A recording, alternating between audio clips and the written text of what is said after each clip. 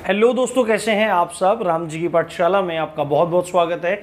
उम्मीद करता हूं आप सब अच्छे होंगे और आपकी तैयारी भी बहुत ही बेहतर ढंग से चल रही होगी। हम लोग सीआरपीसी को पढ़ रहे हैं और सीआरपीसी की ये सेकंड लास्ट वीडियो होने वाली है, पर बहुत ज़्यादा इंपॉर्टेंट है। आज हम बात करेंगे एफआईआर के बारे में, संज्ञेय एवं असंज्ञेय अपराध जो कोग्निजेबल एवं नॉन कोग्निजेबल ऑफेंसेज हैं उनकी रिपोर्ट्स के बारे में, और भी बहुत महत्वपूर्ण तथ्यों के बारे में हम बात करने वाले हैं। तो बिना देरी किए शुरू करने से पहले आप कम से कम वीडियो को लाइक कर दिया करो भाई, शेयर कर दिया करो। पहली बार आए तो सब्सक्राइब कर दो। साथ में और भी वीडियोस चल रही हैं, संविधान भी चल रहा है और जल्दी ही हिंदी व्याकरण और साथ में आपका जीएस का पूरा रिवीजन भी हम लोग शुरू करने वाले हैं। तो बिल्कुल भी मिस मत होइए और चैनल को सब्सक्राइब करना मत भूलिए। चलिए शुरू। एक बार आप इसका स्क्रीनशॉट ले लो, फिर आज हम बहुत इंटरेस्टिंग लेक्चर डिस्कस करने वाले हैं। आपने स्क्रीनशॉट ले लिया होगा, बट उससे पहले एक बात मैं आपको बता देता हूं। मैंने आपको आईपीसी को चैप्टर वाइज पढ़ाया है, एक एक चैप्टर करके पढ़ाया है, क्योंकि वो पढ़ना एक सामान्य तौर पर भी जरूरी था। और आप पुलिस अधिकारी बनने वाले हैं, सब इंस्पेक्टर बनने वाले हैं, तो उसके बारे में आपको गहन अध्ययन होना जरूरी था। तो उसमें से भी 511 धाराओं में से भी लगभग 200-250 धाराएं मैंने आपको पढ़ाई होंगी। अब उसके बाद सीआरपीसी में बहुत बड़ा एक्ट है, 484 धाराएं हैं, पर इसमें से सारी धाराओं को पढ़ना आवश्यक नहीं है। इसमें से बहुत कम धाराओं को पढ़ना आवश्यक है और मैंने आपके लिए मोर देन सफिशिएंट धाराओं को पढ़ा दिया है। अभी कल मैंने आपको काफ़ी लंबा गैप लिया था, धारा 144 तक पढ़ाया था, बीच में काफ़ी सारी धाराएं छोड़ दी थी, तो उनका कोई मायना नहीं है, उनमें कोई इंपॉर्टेंट क्वेश्चन नहीं है, उनकी आप टेंशन मत लें और यहीं पे आप करें। बाकी अगर मुझे एक दो धारा इंपॉर्टेंट लगती है तो मैं अलग से उनको बता दूंगा जब प्रैक्टिस सेशन में, ऐसी कोई बात नहीं। वैसे मैं ऐसा कुछ छोड़ता नहीं हूँ। साथ में एक बंदा मैं कमेंट करता है, बोलता है, उसको कमेंट को मैं दिखाऊंगा कभी ना कभी कि सर 484 धाराओं में से 400 करवाओ, नहीं तो चैनल अनसब्सक्राइब कर दूंगा और जितने मेरे परिचय के लोग हैं उन सब से भी अनसब्सक्राइब करा दूंगा। तो मेरे भाई एक बात बताओ, आपको दरोगा बनना है, जज बनना है, ये डिसाइड कर लो। अगर जज बनना है तो फिर आप जुडिशरी की तैयारी करो, एलएलबी कर लो, एलएलबी की हुई है तो पीछे जे की तैयारी करो, या आपको 7 साल वकालत करते हो गए हैं तो एचजेएस में चले जाओ। बट यहाँ पे आप सब इंस्पेक्टर की तैयारी कर रहे हैं। इतनी सारी धाराएं आईपीसी में हो चुकी हैं, सीआरपीसी में बहुत है, और उसके बाद बहुत सारे एक्ट्स पड़े हैं। देखूंगा कितना दम है तुम में, जो मेरे भाई ये बात बोल रहे हैं, इन धाराओं को याद करके दिखाओ। तो सबसे पहले हम शुरू करते हैं आज धारा 151। ये इसमें से आप ये मान के चलो, अगर पूछने पे आएगा ना सीआरपीसी में तो यहां से आएगा, और आप जब सब इंस्पेक्टर बन जाओगे तो आपके डायरेक्ट काम की धाराएं ये सारी की सारी हैं, ये आपको जिंदगी में यूज में आएंगी। ये बात आज मैं लिख के दे रहा हूं आपको। तो सबसे पहले बात कर रहे हैं आज धारा 151 के बारे में, और धारा 151 के बारे में हम पहले भी बात कर चुके हैं। आपको पता होगा धारा 151 के बारे में हम पहले भी बात कर चुके हैं। निवारक निरोध से संबंधित है। आपको पता होगा संविधान का अनुच्छेद 22 निवारक निरोध यानी नजरबंदी के बारे में बात करता है। और यहां पर भी वही बात है कि संज्ञेय अपराधों को किया जाना रोकने के लिए गिरफ्तार करना। यानी कि यदि किसी पुलिस अधिकारी को, सामान्यतः पुलिस अधिकारी की बात हो रही है, मजिस्ट्रेट भी गिरफ्तार कर सकता है, एक सिविलियन भी गिरफ्तार कर सकता है, ये सब बातें आपने पढ़ी हैं। बट यदि किसी पुलिस अधिकारी को लगता है कि सामने वाले आदमी की मंशा संज्ञेय अपराधों को करने की है, क्षमा चाहता हूं, संज्ञेय अपराधों करनी है। संज्ञेय अपराध मतलब जिनको हमने 2C में पढ़ा था, सेक्शन 2C में पढ़ा था, बार बार रिपीट नहीं करूंगा। जो गंभीर प्रकृति के अपराध हैं, कॉग्निजेबल ऑफेंसेस हैं, यदि किसी पुलिस अधिकारी को लगता है कि सामने वाला व्यक्ति या वो आदमी, कोई भी जो ए है, बी है, सी है, कोई भी व्यक्ति है, वो संज्ञेय अपराध कर सकता है, तो उस संज्ञेय अपराध को रोकने के लिए वह पुलिस अधिकारी बिना वारंट के गिरफ्तार कर सकता है। मानो कोई व्यक्ति ए है और कोई एक पुलिस अधिकारी है। पुलिस अधिकारी को यदि यह लगता है, ऐसी शंका होती है कि ए संज्ञेय अपराध कर सकता है, गंभीर अपराध को अंजाम दे सकता है, तो धारा 151 इस पुलिस अधिकारी को अधिकार देती है कि वह इस व्यक्ति को अपराध होने से पहले ही गिरफ्तार कर ले, जिससे अपराध न हो। यह चीज हम पहले भी पढ़ के आए हैं, ये बात आपको ध्यान रखनी जरूरी है, ठीक है। उसके बट इसमें एक शर्त और है, जब इसमें धारा 151 में गिरफ्तार करेगा, धारा 151 में जब गिरफ्तार करेगा तो बिना वारंट के गिरफ्तार कर लेगा, बट 24 घंटे के भीतर मजिस्ट्रेट के सामने पेश करना जरूरी है। किस मजिस्ट्रेट के सामने? न्यायिक मजिस्ट्रेट के सामने पेश करना जरूरी है। मजिस्ट्रेट, जज वगैरह में सब में अंतर मैं आपको बता के आ गया हूं। तो धारा 151 इसकी बात करती है। धारा 154 पूछी गई थी लास्ट टाइम, आपको बहुत अच्छे से ध्यान रखना है। आज आपके सारे के सारे डाउट क्लियर हो जाएंगे। अगर लेक्चर पसंद आए ना तो लेक्चर को मतलब कमेंट सेक्शन में बताना कि मजा आया कि नहीं आया। आज 154 में है संज्ञेय मामलों में इत्तिला। इत्तिला का मतलब होता है इंफॉर्मेशन देना, सूचना देना कि संज्ञेय मामला कोई भी कॉग्निजेबल ऑफेंस हो गया, संज्ञेय मामला जैसे कि लूट, जैसे कि डकैती, जैसे कि रेप, जैसे कि एसिड अटैक, जैसे कि हत्या का प्रयास, जैसे कि हत्या, ऐसे ऐसे जो गंभीर अपराध हैं उनको, जैसे कि ग्रीवियस हर्ट, हाथ काट देना, अंग भंग कर देना, ये सब संज्ञेय अपराधों में आते हैं। तो यदि कोई संज्ञेय अपराध हो रहा है तो उसकी इत्तला से संबंधित यहां पे बात की गई है। देखो धारा 154 डायरेक्ट बात करती है एफआईआर के बारे में। एफआईआर के बारे में, एफआईआर का फुल फॉर्म होता है फर्स्ट इंफॉर्मेशन रिपोर्ट या प्रथम सूचना रिपोर्ट। रिपोर्ट को हिंदी में प्रतिवेदन कहते हैं, ये बात आप ध्यान रखना। एफआईआर का फुल फॉर्म है फर्स्ट इंफॉर्मेशन रिपोर्ट, यानी कि प्रथम सूचना रिपोर्ट बोला जाता है। और हमेशा संज्ञेय अपराध जब होते हैं और उनकी इत्तला पुलिस अधिकारी को मिलती है, यानी थाने के भारसाधक अधिकारी जिसको स्टेशन ऑफिसर बोला जाता है, उसको जब मिलती है तो वो संज्ञेय मामलों में जो रिपोर्ट लिखता है उसको एफआईआर कहते हैं। संज्ञेय मामलों में जो रिपोर्ट लिखी जाती है उसको एफआईआर कहा जाता है, फर्स्ट इंफॉर्मेशन रिपोर्ट कहा जाता है।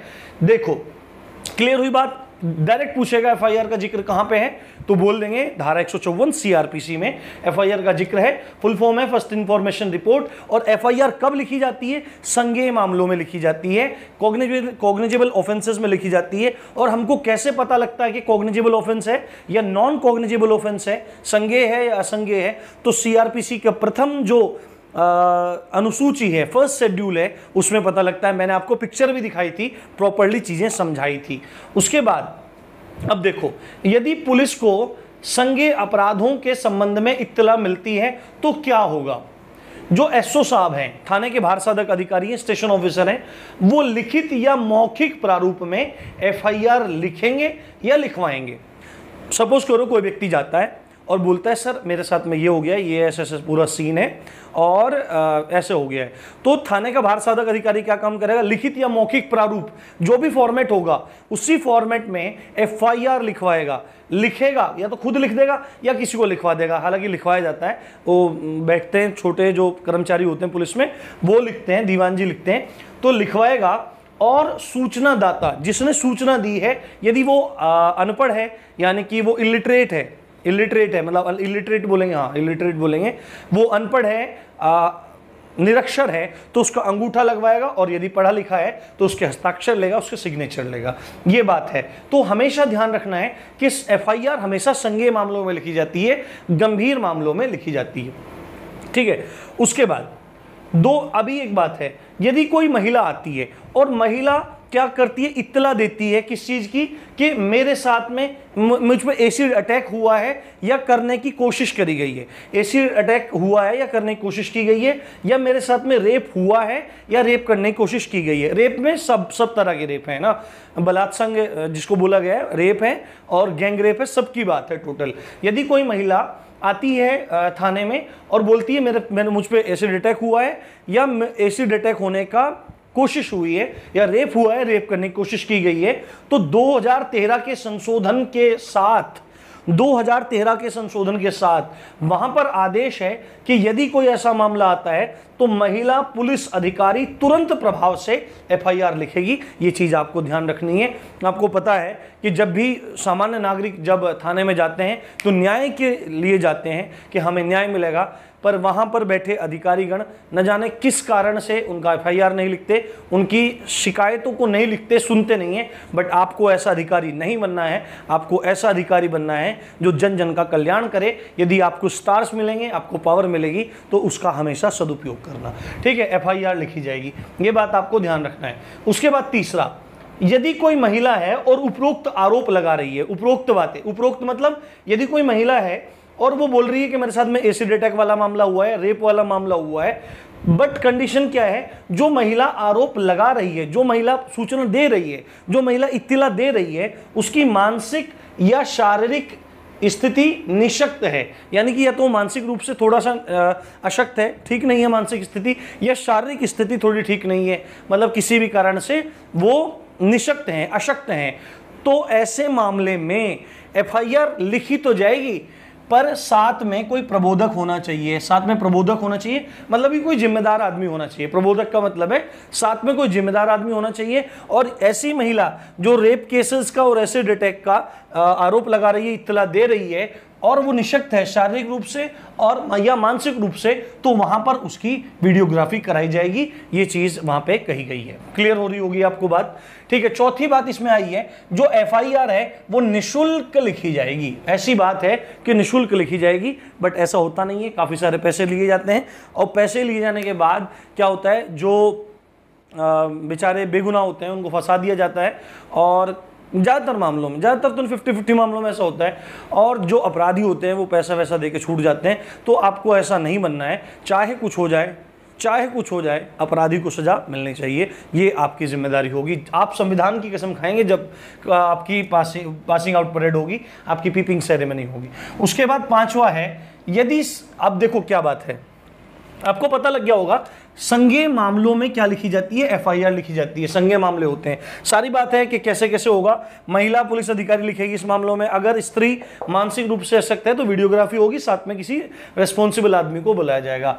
एफआईआर जो है वो निःशुल्क लिखी जाएगी। अब केस क्या होता है, यदि आप थाने में जाते हैं और थाने के जो भार साधक अधिकारी यानी स्टेशन ऑफिसर साहब हैं, वो कहते हैं कि मैं एफआईआर नहीं लिख रहा हूं, मैं ये एफआईआर नहीं लिखूंगा, उसका कुछ भी कारण हो सकता है।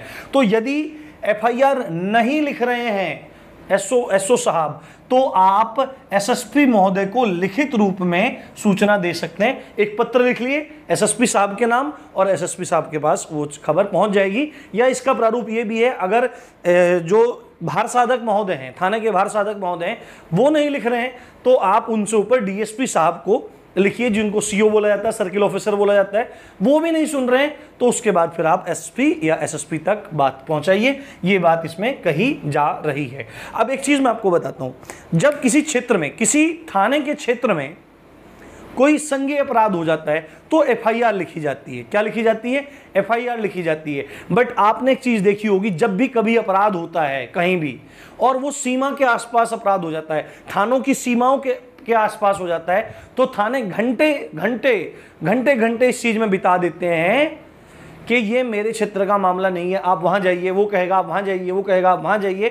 पर एक सुविधा है जिसको जीरो एफआईआर कहते हैं। जीरो एफआईआर तभी लिखी जाती है जब कहीं भी अपराध हुआ हो, बट आप उसकी सूचना, उसकी एफआईआर, कोई संज्ञेय अपराध हुआ है, चाहे वो दूसरे थाने के क्षेत्र में हुआ है, तीसरे थाने के क्षेत्र में हुआ है, चौथे थाने के क्षेत्र में संज्ञेय अपराध हुआ है, तो आप निकटतम थाने में जाके एफआईआर लिखवा सकते हैं। और यह सुविधा जीरो एफआईआर कहलाती है। आपको ये चीज ध्यान रखनी है। चाहे आप अभी फिलहाल पुलिस में काम कर रहे हैं, मुझे पता है कि पुलिस विभाग के लोग भी मुझे देख रहे हैं, और जो अभी पुलिस विभाग में नहीं गए हैं, जाने की तैयारी है, वो भी देख रहे हैं। तो लोगों की भाई आप लोग मदद किया करो, क्योंकि परहित सरिस धर्म नहीं भाई, लोगों का भला करने से बढ़कर कोई धर्म नहीं है, यही सबसे बड़ा धर्म है। उसके बाद आगे की बात करते हैं। अब बात आती है कि ये 154 में आई थी संज्ञेय मामलों में इत्तिला, यानी कि संज्ञेय मामलों में इत्तिला दी जाएगी, एफआईआर लिखी जाएगी, पूरा प्रोसेस आपके सामने है। अब असंज्ञेय मामलों में इत्तिला, असंज्ञेय मामले कौन से होते हैं? संज्ञेय मामले मैंने आपको बताए थे। संज्ञेय मामले वो होते हैं जिन मामलों में पुलिस अधिकारी बिना मजिस्ट्रेट की परमिशन, पुलिस अधिकारी बिना वारंट के गिरफ्तार कर सकता है। और असंज्ञेय मामले वो मामले होते हैं जिसमें गिरफ्तार करने से पहले वारंट का होना जरूरी है, और इन्वेस्टिगेशन यानी अन्वेषण करने से पूर्व मजिस्ट्रेट साहब की परमिशन लेना जरूरी है। ये असंज्ञेय मामले होते हैं। तो यदि, और देखो संज्ञेय मामले तो बहुत होते ही हैं, पर असंज्ञेय मामले बहुत होते हैं। थप्पड़ मार दिया, थोड़ा छोटी मोटी चोरी हो गई, कुछ झगड़ा हो गया, कुछ फसाद हो गया, तो असंज्ञेय मामले बहुत होते हैं। पर जब असंज्ञेय मामले होते हैं तो भी लोग मामलों को लेकर थाने में जाते हैं, तो जब थाने में जाते हैं तो उनसे संबंधित बात यहां पे हुई है कि जो असंज्ञेय मामले होंगे उनकी इत्तला और उनके संबंध में अन्वेषण। एक बार फिर से 154 पे आते हैं। जब संज्ञेय मामला होगा, इत्तला दी जाएगी, इत्तला देने के बाद इंफॉर्मेशन रिपोर्ट लिखी जाएगी, और जो थाने के भार साधक महोदय हैं, आपको पता है संज्ञेय मामले में वो बिना वारंट के गिरफ्तार कर सकते हैं और बिना मजिस्ट्रेट की परमिशन के इन्वेस्टिगेशन को चालू कर सकते हैं। ये सब उनकी शक्ति के अधीन आता है। बट जब बात आती है 155 की, असंज्ञेय मामला होता है और इसकी इत्तिला जब इसकी इत्तिला पहुंचती है भार साधक महोदय के पास, तो वहां पर जो रिपोर्ट लिखी जाती है उस रिपोर्ट का नाम है एनसीआर यानी नॉन कॉग्निजेबल रिपोर्ट, असंज्ञेय मामला रिपोर्ट, एनसीआर लिखी जाती है। हमेशा ध्यान रखना, एफआईआर लिखी जाती है संज्ञेय मामलों में और एनसीआर लिखी जाती है असंज्ञेय मामलों में। मैं गारंटी देता हूं आपको आज तक ये फैक्ट नहीं पता होगा।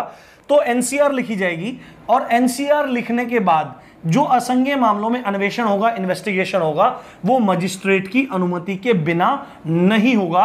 ये बात क्या कह रही है? ये बात कही जा रही है सेक्शन 155 में।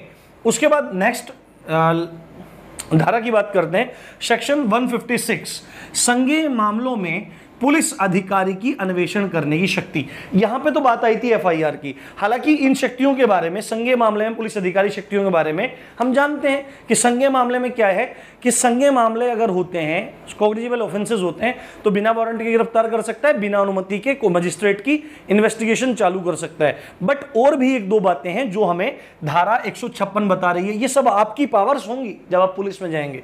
156 में बात है संज्ञेय मामले में पुलिस अधिकारी की अन्वेषण करने की शक्ति। पहली शक्ति क्या है कि अन्वेषण स्वयं प्रारंभ कर सकता है, मजिस्ट्रेट की परमिशन की जरूरत नहीं है, अपने आप शुरू कर सकता है इन्वेस्टिगेशन। दूसरी बात, जब इन्वेस्टिगेशन चालू कर देगा कौन? जो इन्वेस्टिगेशन ऑफिसर होगा, जो थाने का भार साधक अधिकारी होगा या जो इन्वेस्टिगेशन ऑफिसर होगा, तो न्यायालय हस्तक्षेप नहीं करेगा, न्यायालय इस इन्वेस्टिगेशन में इंटरफेयर नहीं करेगा। ये शक्ति है किसकी? ये शक्ति है उस पुलिस अधिकारी की जो इन्वेस्टिगेट कर रहा है। और तीसरी बात है यदि एसपी महोदय रिपोर्ट नहीं लिख रहे हैं, अगर आप अभी हमने देखा कि एफआईआर अगर एसओ साहब ने लिख रहे हैं डीएसपी साहब लिखेंगे, डीएसपी साहब ने लिख रहे हैं तो एसपी साहब लिखेंगे, एसपी साहब ने लिख रहे हैं तो एसएसपी साहब लिखेंगे। यदि एसपी या एसएसपी साहब रिपोर्ट नहीं लिख रहे हैं तो मजिस्ट्रेट के पास सीधे चले जाएंगे और मजिस्ट्रेट साहब अन्वेषण का आदेश दे देंगे। किसको दे देंगे आदेश? सीधे पुलिस अधिकारी को दे देंगे और फिर वो उसके मामले अंदर आ जाएगा। आई थिंक आपको बात क्लियर हो गई होगी। और आज की लास्ट धारा पढ़ने वाले हैं, इसके बाद एक लेक्चर और होगा। सेक्शन 157 अन्वेषण की प्रक्रिया। जिस प्रकार हमने गिरफ्तारी की प्रक्रिया देखी थी कि गिरफ्तारी कैसे होगी, कि जाएंगे पहले और कहेंगे चलो बैठ जाओ, अगर बैठेगा नहीं तो थोड़ा बल का प्रयोग करेंगे, अगर बल के प्रयोग से नहीं होगा तो फिर और चीजें हमने काफी पढ़ी थी, आपको याद होगा। उसके बाद यहां पे है कि अन्वेषण की प्रक्रिया क्या है, इन्वेस्टिगेशन कैसे चालू होगा, इन्वेस्टिगेशन कैसे चालू होगा, ये चीज हमको देखनी है। चोटी खुल गई है तो चोटी बांधनी पड़ेगी। चलो अब थोड़ा सा बांध लेते हैं, ऐसे ही आपका लास्ट ये रह रहा है। ये देखो सेक्शन 157 अन्वेषण की प्रक्रिया।